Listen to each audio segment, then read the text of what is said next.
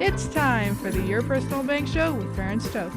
In an era of chaos, confusion, and craziness, Ference is a voice for common sense. As a financial literacy educator, speaker, and entrepreneur, Ference cuts through the noise to help us understand how current events affect our money, economy, and our freedom. Now, here's Ference Toth.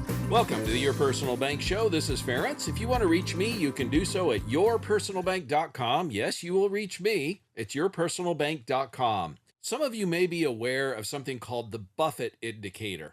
And basically what that is the total value of the stock market to GDP. And typically a standard deviation is where it's double where it is normally. So the Buffett Indicator 100, a reading of 100 is the average. When it gets above that, that's when stock prices are higher than average. Below, of course, is when they're lower than average. And the Buffett Indicator rarely, it's been around since, well, frankly, 1950, and it rarely gets below 2 times onto the low side or 2 times to the high side.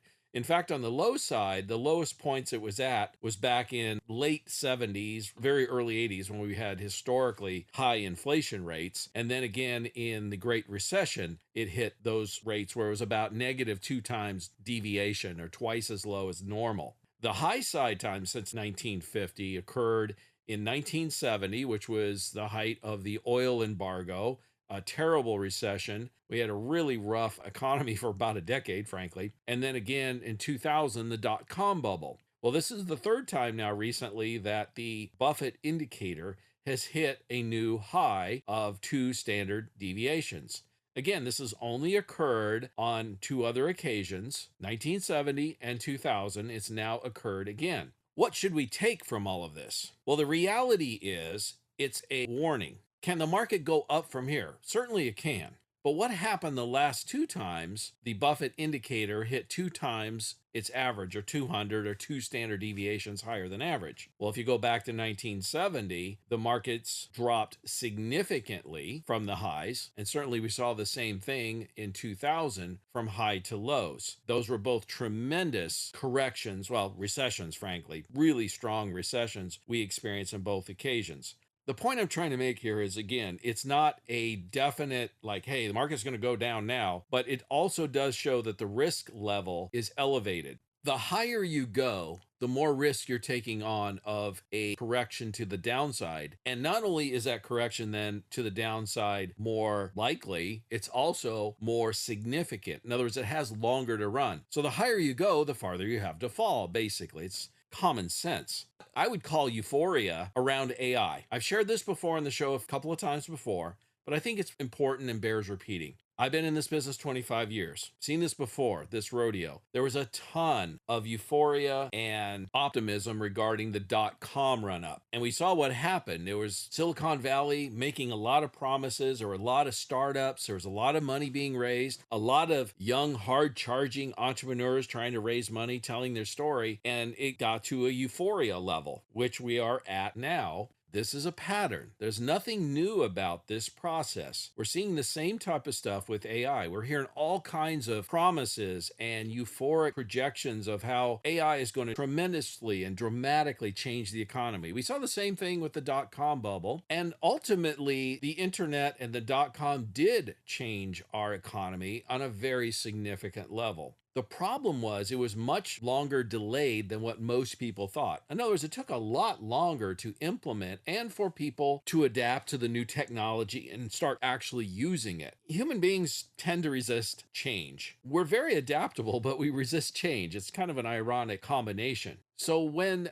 you have a IT young gun entrepreneur who's doing a startup, raising money, they're going to tell a very positive story. They're probably going to estimate timeframes that are on the low end or short end of the likelihood of what's really going to happen. Now, again, I'm not saying that's not going to happen. It could. The optimistic projections of what AI is going to do and when could come true. That is a fact. But the likelihood of those happening is not very high. In other words, it's probably going to take a lot longer, and then most people realize there's going to be most likely delays, problems, challenges, frustrations. Investors will get impatient. People will get frustrated. And that's what we saw, of course, in the dot-com bubble. That bubble burst top to bottom. S&P 500 was a 45% correction. The NASDAQ, which was tech heavy and still is, saw a more significant top to bottom, closer to 2/3 actually, correction before it all finally settled out and then started going back up again. So the point I'm trying to make here is recognize the possibility or the probability even of a correction occurring in the near future, and that correction could be very, very significant. Mark Twain was attributed with history doesn't repeat itself, but it often rhymes.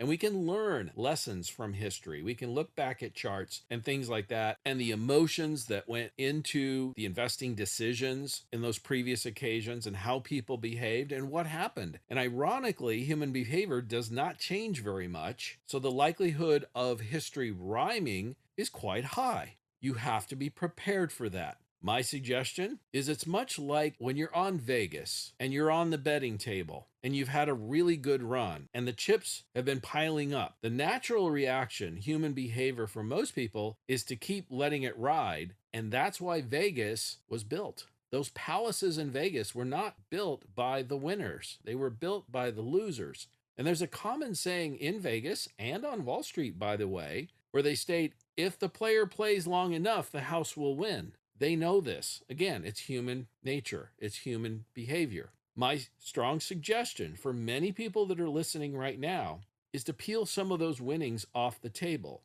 Certainly, if you want to allow some of the winnings to continue to run, by all means, do so. Play with house money. Why not take off the table what you put in? That's how a wise player plays. Vegas or Wall Street or anything like this where there is risk of loss. If you were to take the winnings off the table, or what you put in off the table, let's say, you're now playing with house money. You're playing with the gains only, not what you put in. You then pocket that gain and put it into something safe, guaranteed, insured, tax-free even. It can continue to grow, but if there is a I should back up. When there is a correction, because there will be one in the future, there always is. The market never goes up in a straight line. Only issue or problem is no one knows when, how much, or how long. That's impossible to predict. If somebody tries to tell you that, they're probably trying to sell you a program or something. Let's be real. But will a correction occur? Most certainly it will. And again, I want you to understand where we're at is at a very, very significant level where 2 times deviation of the Warren Buffett Indicator, which has only occurred twice since 1950, 1970 and 2000. We've also hit another line that's called the line of death. In other words, you can measure it in a different way in where you take an inflation-adjusted S&P 500. That line does go up because it's inflation-adjusted, but we've hit a point where the last time it hit was in 1966, and then again in 2000, and now. So we have 2 very, very strong trend lines that are pointing to the same thing. The decline from the 1966 peak of the S&P 500 inflation adjusted, the decline was 65% top to bottom. Interestingly, the top to bottom in 2000, which was the dot-com bust, inflation adjusted S&P 500 was also 65%. As I stated earlier, history doesn't repeat itself, but it does often rhyme. In 1966, top to bottom was 65% drop, and it took 27 years to get back to where it was at, to make new highs. The 2000 dot-com bubble bust was also 65% drop, and it took 17 years to get back to even if you adjust for inflation. These are inflation-adjusted numbers. This next correction, when it occurs, how far will it go, and how long will it take to get back to even inflation-adjusted? If history repeats itself, you could see a 2/3 drop, inflation-adjusted, and it could take well over a decade, even 2 decades, to get back to where you started. If that concerns you, even a little bit, maybe you don't have 10 or 20 years to wait for it to come back, or you've had some winnings, you've done really well, and you want to peel off some of those winnings. This is the golden era of fixed assets. There has never been a better time in over 40 years for dividend-paying insurance policies and annuities. And I've shared this on the show recently, but I need to again because I keep getting people reaching out and asking questions and expressing significant interest, and rightly so. We're seeing the highest returns we've seen in annuities in over 40 years. I did a review just this past week where a client received 21% last year in their annuity. They got close to that the previous year. Here's the beauty. Annuities, principal, are guaranteed. So if the market does take a correction, they get to keep the gains. The gains are locked in. It becomes their new principal. Therefore, they never go backwards. So when they grab a gain, it never goes back. You keep it. That's different than being in the market, typical investments. You could peel a portion of your gains, your winnings, or play with house money, take out what you put in, and many times you can roll this over, you can transfer it, there can be limited or no tax consequences. There's many ways of addressing this, but the one knock on annuities is the liquidity. Most annuities allow a 10% free withdrawal each year. There's a surrender penalty for taking more than that typically. But there are annuities available now that offer market value adjustments. They're called MVAs. The MVA, if positive, can adjust the surrender fee to your favor in a positive. Because insurance companies are so much more profitable today versus even just 2 or 3 years ago, due to the higher interest rate environment, I'm seeing routinely MVAs, market value adjustments, where the surrender fee to get out early is more than they put in just a year or two. So literally you're putting it into an account where it can get solid double-digit returns on good market years, no risk to the downside on bad market years, and you're fully liquid if you wanted to walk away completely within a year or two. This is incredible. This is, again, the best time in over 40 years to look at an annuity. If you want more information, contact me at yourpersonalbank.com. I think you will be shocked and surprised, especially if you have not looked at annuities recently. Maybe you looked at them a few years ago even, or maybe you even have one. By the way, if you have an annuity that's 2 or 3 years old or older, you really, really need to look at the new products. They are significantly stronger and earn more gains going forward. Stay tuned in the next segment. I'll share with somebody I spoke with just today who had an annuity they set up 10 years ago, and by transferring it to a new product, they're money ahead day one and nearly double their upside potential returns each year going forward over what they were earning previously, all without any downside risk. This is incredible, so stay tuned. Stay tuned for more common sense from Ference. For more information, contact Ference at 866-268-4422 or yourpersonalbank.com. That's 866-268-4422.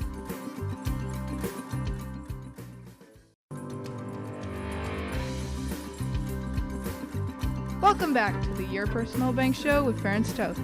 Want more information? Contact Ference at 866-268-4422 or yourpersonalbank.com. That's 866-268-4422. Now back to the show with Ference Toth. Welcome back to the Your Personal Bank Show. This is Ference. If you want to reach me, you can do so at yourpersonalbank.com. Yes, you will reach me. It's yourpersonalbank.com. I know Your Personal Bank Show, we discuss a lot about investing your money, insured, guaranteed, tax-free, highly liquid, and it's as good as it's ever been. In fact, getting better. It's really strong. But I'm bringing up annuities because I'm getting so much feedback about this, and it's changed so much, so dramatically to the positive, that I'm seeing people getting double and triple the returns that they were getting just a year or two ago. I'm seeing situations where people have older annuities. I'm talking about anything 2 or 3 years old or older, where we can get them out of that one, get them a new bonus, and their gains going forward are double of what they were before. I had an example of that today, in fact. I had a lady who had an annuity she set up about 9 years ago. It was not one of the better ones out there, frankly, and the surrender schedule on hers was terrible, to be fair. She still had a 9% penalty to get out of this thing after 9 years. You don't have those types of products anymore. So if you looked at one a decade ago, those things did exist.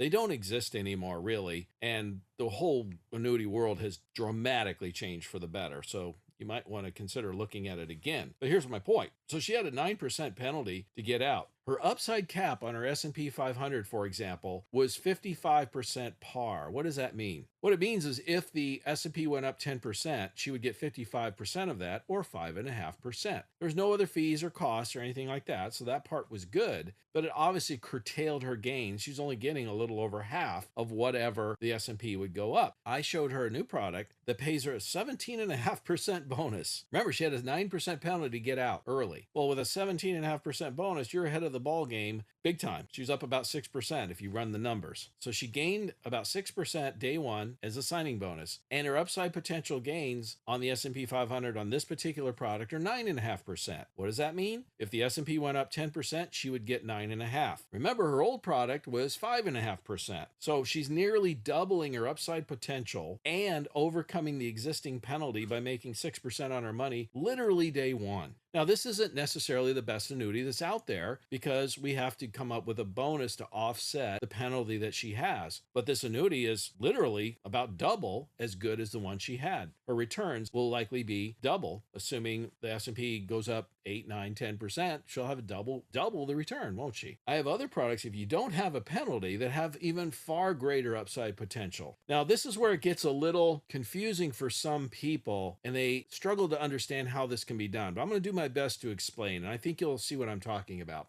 So we have products that'll pay upwards of 160, even 170% par value on the assets as they grow. How it works is, for example, if you invest in an index and that index went up 10%, let's say a Bloomberg PIMCO index, any number of those that are available out there, Russell 2000, S&P 500, etc. So you put it in there, it grows 10% that year. If you have 160 or 170% par value with no fees, no caps, that means you have unlimited upside. And in fact, you'll make 160, 170% of whatever that account earned. Again, if it went up 10%, you would get 16, 17% return on your account that year. I've mentioned I have a number of clients have been receiving upwards of 20% plus returns over the last year or two on these annuities. Now, how can that be done? How can they do that? It all has to do with options. And if you've ever been an options trader, you understand this. But if not, let me do my best to explain it in the most simple way possible. In essence, what an option is it's the option to purchase a stock. So let me use an example. Let's say you had a $10 stock. And let's assume you purchased that stock for $10 and it went up 10% up to $11, which means you would make a 10% return. Pretty much everyone understands that. Also, though, oftentimes have the option to purchase an option on that stock. And let's say that option is $1. So you invest $1 on an option to purchase this $10 stock. It gives you the option to be able to purchase this stock at some point in the future at $10. Let's say that same stock goes to $11. Again, a 10% increase. What does the value of the option do? The option goes from $1 to $2 in value, or a 100% return on your money. This is why options trading oftentimes can be a way to accelerate returns, but please understand, options trading can be very volatile and risky even, because not only do you have the options of the money going up, but it can certainly go down. You can lose the entire value of that option if the stock value goes down. So if it went from $10 to $9, that option would be worth nothing. So you lose 100% of your investment. So yes, you can see 100% returns on your money to the positive side, but you also can lose 100% of the money invested. That's why options trading in and of itself can be very, very volatile and very risky, frankly, and not recommended for most people. All right. But what do insurance companies do? They're very intelligent, very savvy about money. Go to any major metropolitan area, and one of the nicest buildings in town, and oftentimes is a insurance company. And their insurance companies own banks, not the other way around. Banks don't own insurance companies. They got a lot of money. Now, what do? How do they do this?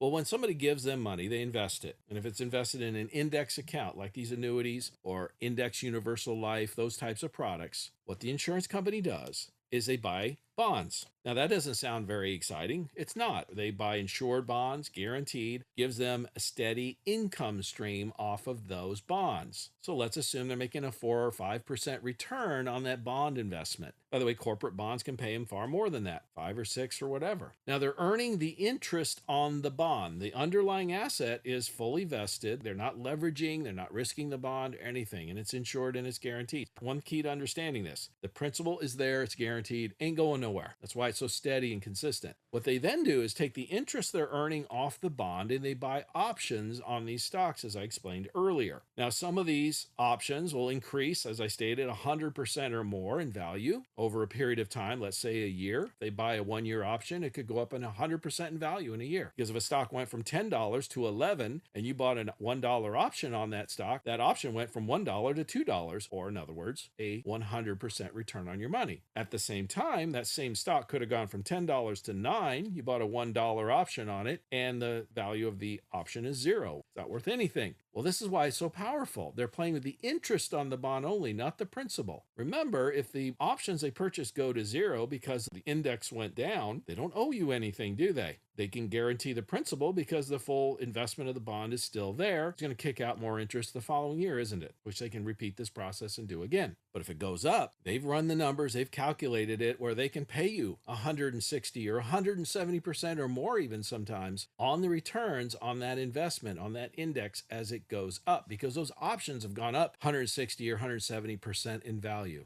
Now, this is a strategy anyone could employ, except you need volume to make it work because of fees and costs and trading. And when I say volume, I'm talking about billions of dollars. You want to get even further into this, most insurance companies, in fact, I'm only aware of one or two that actually own their own options desk, which in other words, cuts another middleman out. So when you're dealing with some of the biggest insurance companies that own their own options desk, they cut out the middleman in there and they can buy these options. And I know many of these companies are buying tens of millions of dollars of options every single week for their clients. When the markets go up, we can see 10, 20% returns credited to these annuities or these index universal life policies, IUL, where if the markets go down or stay flat, there's no losses. Why is this so important for you? Let me tie this all together. If you have the opportunity to invest in assets and indexes, and you want to see the upside potential that these types of investments can provide, yet at the same time, you don't want to participate in the downside, index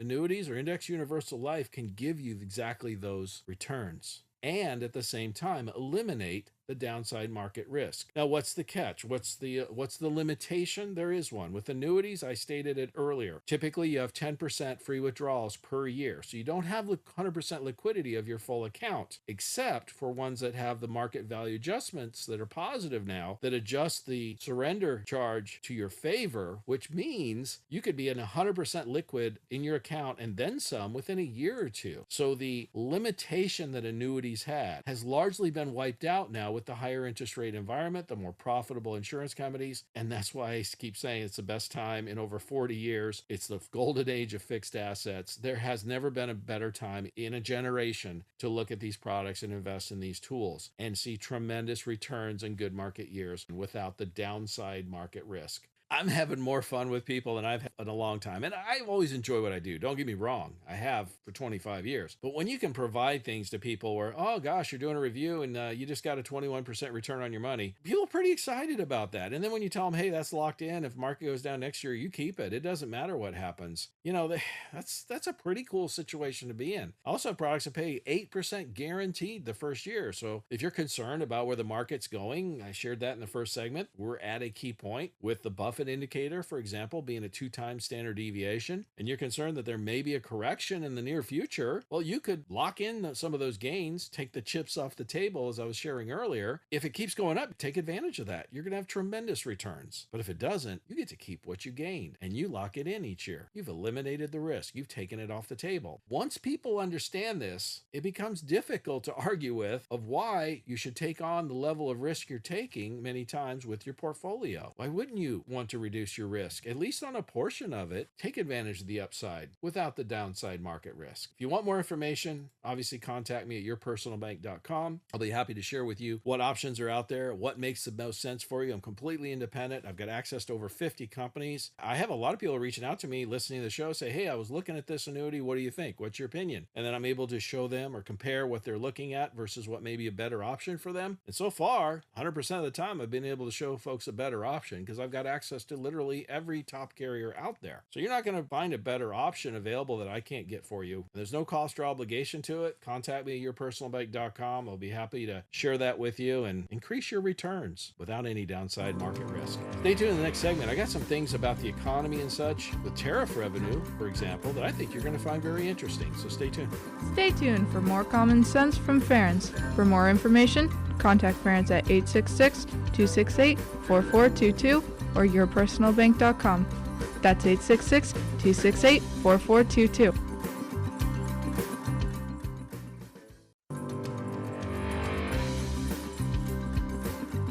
Welcome back to the Your Personal Bank Show with Ference Toth. Want more information? Contact parents at 866-268-4422 or yourpersonalbank.com. That's 866-268-4422. Now back to the show with Ference Toth. Welcome back to the Your Personal Bank Show. This is Ference. If you want to reach me, you can do so at yourpersonalbank.com. Yes, you will reach me. It's yourpersonalbank.com. Well, it turns out that there's another revenue tariff record being broken in July of 2025. U.S. tariff revenue hit $29.6 billion, which is, again, another new record. We're talking like in the last 90 years. Type of record. This follows $26 billion in June, $22 billion in May, and $8 billion in March when the new tariffs just began. Over the past 3 months, tariff income has reached over $78 billion, which was more than the entire fiscal year 2024. At this pace, the annual tariff revenue will reach over $300 billion. And to put things in perspective, total corporate income taxes collected in 2024 were $366 billion. Now, corporate income tax is not the largest revenue generator for the federal government, but it's one of the big ones. And tariff income is skyrocketing, could easily match, if not beat that. So from an income standpoint for the federal government, this is great news. The higher tariff income is going to help offset some of the debt concern issues. It's not wiping them out completely because we still got $36 trillion of debt out there. But we all know this. If you have a debt problem, and I've been sharing this a lot with people over the show and people reaching out to me, you really have two options when you have too much debt. You can make more money or you can spend less. Obviously, the best thing to do is a combination of both. The main problem that we have as far as spending less is Congress is dug in like a tick on a hound, and it's hard to get them to spend less. Really, really difficult. Once people start receiving more money or spending more money, it's extremely difficult to get them to reduce that level of spending. They get used to it. And even though the level of spending has increased over 50% from pre-COVID, while our total population has increased about 2%, that's an incredible rise in government spending. Getting Congress to cut back on that at all is like pulling teeth. So the best solution is to grow our way out of the debt. If we can maintain a 3.5% GDP growth rate average in the next 20 years, we could actually reduce the debt to income level. In other words, currently the federal debt is about 120% of revenues or GDP. We could actually start reducing that number, which would make our financial situation healthier. So there is reason for optimism. It's going to take a couple decades. We could solve the problem a whole lot quicker if we would also attribute some spending cuts along with that. I mean, my gosh, we got 2% more people and we're spending 50% more money. Why couldn't we cut back half of that? Could you imagine if we cut back 25% spending? We'd still increase spending by a lot from pre-COVID, but we cut it back from levels where it is now and increase revenues. We could get out of this financial debt problem crisis within a decade. Our financial picture as a country would improve dramatically. Our economy would increase greatly. Most people would benefit from that. It would be great. We could just get Congress to agree. We'll see. I have more reason for optimism. This tariff income is part of that. The investments that the other countries are bringing into the U.S. are also a big part of that. Reshoring manufacturing, improving our economy. These are all things that are reason for optimism. In fact, another reason for optimism were the latest job numbers.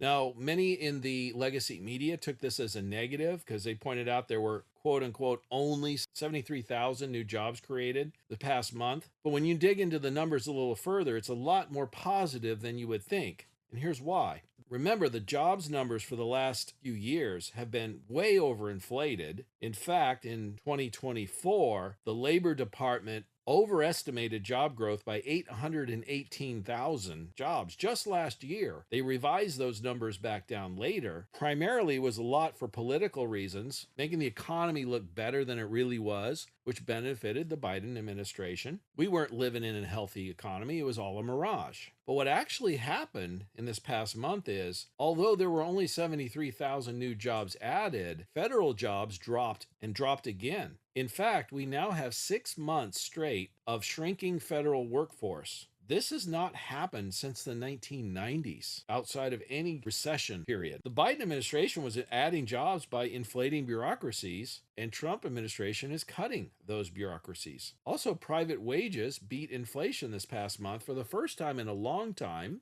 And that means your paycheck is actually going a little bit farther, or your income, whatever that may be, is now actually going a little bit farther than it was even just a month ago. So these are all things to be optimistic about, that are encouraging news. And if these trends can continue, these are all good things and healthy signs for our economy to get better. At the same time, we're not out of the woods yet. We still have a lot of problems and challenges that need to be addressed and get through. And one of those is government spending, as I stated earlier. Here's an example of the National Endowment for Democracy. Now, this is a non-government organization that has gone through dozens of scandals, documented abuses. They funded a number of propaganda outlets along with U.S. aid. They smeared J.D. Vance, for example, as a foreign propagandist. The Trump administration requested their funding for this year to be zero. They really don't do anything that's good for the country. Yet Congress, led by the House GOP, gave them $315 million back so that they can fund more money through government contracts and spew more propaganda, frankly. When you ask the reason why, Elise Stefanik was a board member of the National Endowment for Democracy from January of 2019 to January of 2025. She's one of the top representatives on the Republican side. And frankly, this is an organization, a non-governmental organization, quote unquote, that serves no positive benefit that I can see for citizens or our country. Yet our Congress is going to send them over $300 million.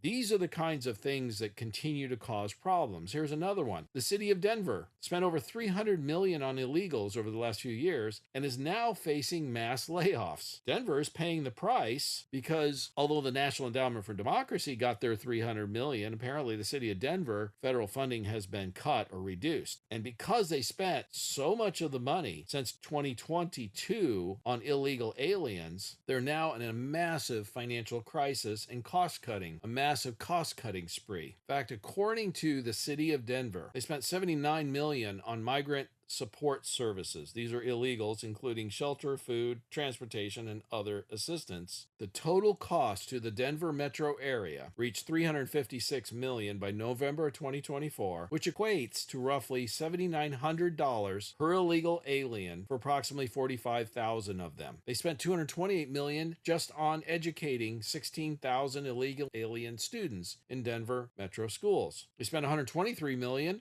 on healthcare costs for illegal aliens. Now, I don't know how many of you in Denver, for example, received free healthcare, housing, food, transportation. Your tax dollars paid for that for illegal aliens. That seems fair. Here's another example. We have an NGO, non-governmental association, called the Lutheran Family Services, which received $3.3 million in 2024 to, quote unquote, resettle illegals. Why has the Lutheran Family Services of Nebraska receiving $3.3 million from U.S. taxpayers? There's nothing positive or good about that. Part of the reason why we have the situation where many of these states and other government associations are just not even reporting their financials, because the financials are probably so bad, they don't even want to report it. According to Truth in Accounting, who I've interviewed on this show before, they're a nonprofit organization that does true accounting CPA type services on federal, state, and local governments. In other words, they do the real numbers.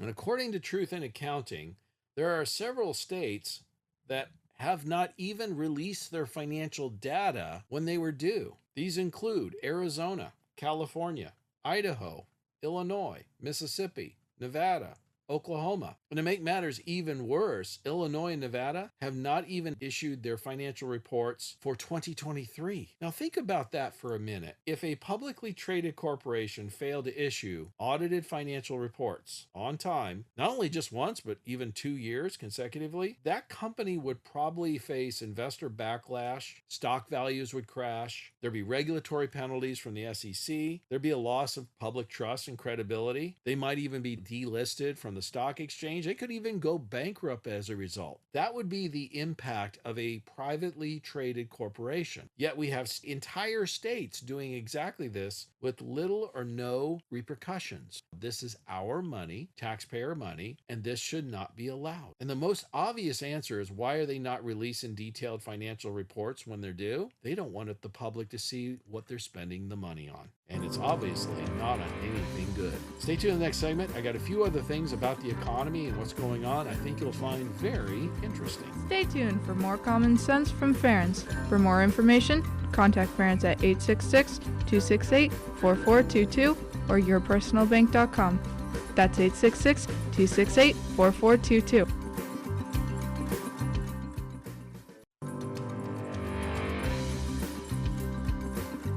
Welcome back to the Your Personal Bank Show with Ference Toth.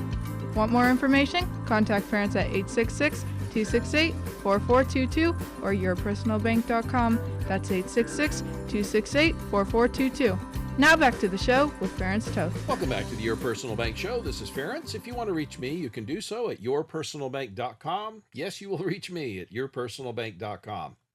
So this recent Money Watch article points out that even households earning $150,000 a year are struggling with credit card and card payments. The generational inflation that we faced over the past few years is really taking the toll on a lot of households, on their budgets, on their ability to just make ends meet and pay the bills. It's built on the cumulative effect of that inflation and the higher costs of things. It's that cumulative effect that's the key, not the year to year. Granted, inflation is at much lower rates than it was before, but it's still going up a little bit in the 2-3% range. But when you add that on top of the 7 to 9% we were seeing in several years previous, grocery prices are up 30%, for example, over the last 4 or 5 years. That eats into people's buying power and their ability to make ends meet. This is now starting to affect households earning even upwards of $150,000 a year. The delinquency for those loan products has literally doubled since 2023. And while these higher income households weathered the inflation years that we saw better than maybe lower income individuals, it's catching up to them. Part of the reason why they were able to weather the storm a little bit longer is they had access to more credit. But credit only takes you so far. That's part of the reason why we have record credit card debt. Credit can get you through a gap, a period of time where your income is less than your expenses, or handle emergencies, or various things like that. But as a long-term solution, it doesn't work. Eventually, you will get into what we've often referred to as a debt death spiral or a credit spiral. Some of these studies are pointing out that middle-income households, 6 in 10, are financially stressed, and more than 1/3 of income households up to $130,000 have increased their credit card usage, according to the survey results. Lowering spending is one solution, increasing income is the other.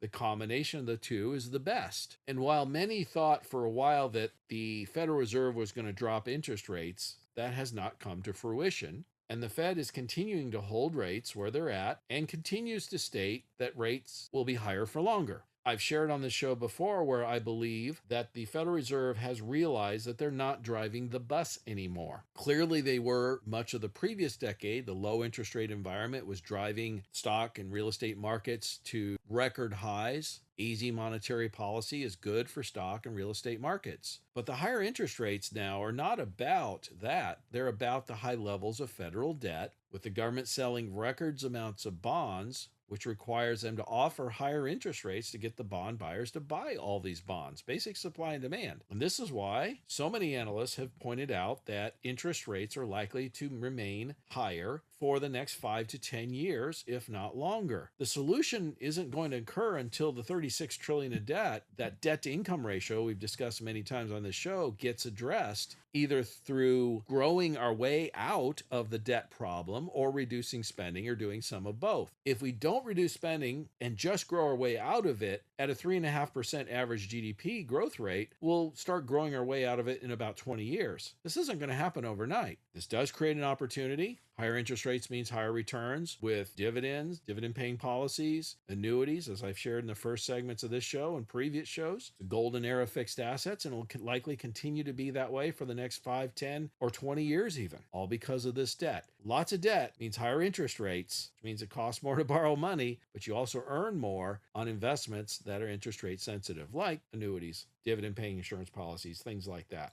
As much as there is reason to be optimistic, and I'm more so optimistic than I've been previously, particularly for the longer term future, we still got to get out of this morass that we've gotten ourselves into, this problem of all this debt. And a lot of this debt was caused by having the wrong people in charge, frankly. We had people that were looking out for their own best interests instead of the interests of the country or their constituents. If you have a publicly traded company, you have to look out for the interests of the stockholders. If you don't, you're out of a job. Well, that's the same type of principle needs to apply to our elected leaders. Recently, a perfect example is with this fire aid in California and Gavin Newsom. More information has come out about this. Apparently, they had a huge concert fire aid to raise money for the people who lost their homes in the fires in LA recently. They raised over $100 million. Well, it turns out that that money was not given to the fire victims. It was given out to over 188 non-governmental organizations, many unrelated to the fire. And one of them, in fact, was a recent NGO that was started by Gavin Newsom's wife right after the disaster and took fire aid money. This is a perfect example and shows you many of our elected officials, both parties, have been doing for decades, taking advantage of situations and lining their own pockets, benefiting themselves. This is basically how they've been doing it, folks.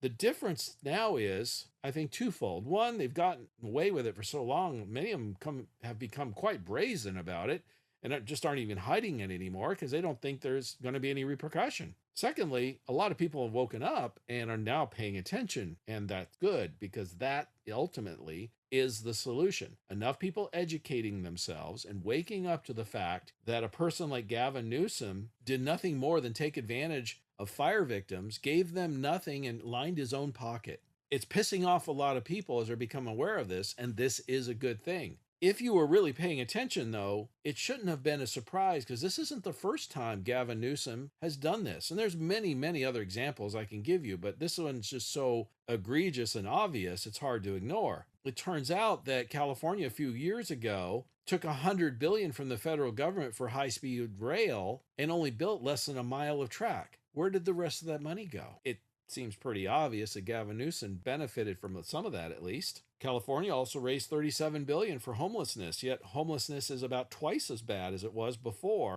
Where did all that money go? Seems obvious Gavin Newsom benefited. $40 billion was raised for affordable housing, yet there is none in LA or California. Gavin Newsom and others benefited from that quite clearly. Again, I can't prove any of these things, but this latest example of his wife starting an NGO and getting some of the fire aid money, that's pretty brazen, folks. But this is how these people operate. And as more and more people become aware of this and then realize what is going on, that is the beginning of stopping this type of grift, theft, abuse from continuing. Another famous example most of us know about is Nancy Pelosi. Do you know that she has outperformed Warren Buffett in the stock market over the past 10 years? In fact, Pelosi's stock portfolio in the past decade grew 720%, while at the same time, Warren Buffett, one of the best investors in history, his portfolio in the last decade grew 185%.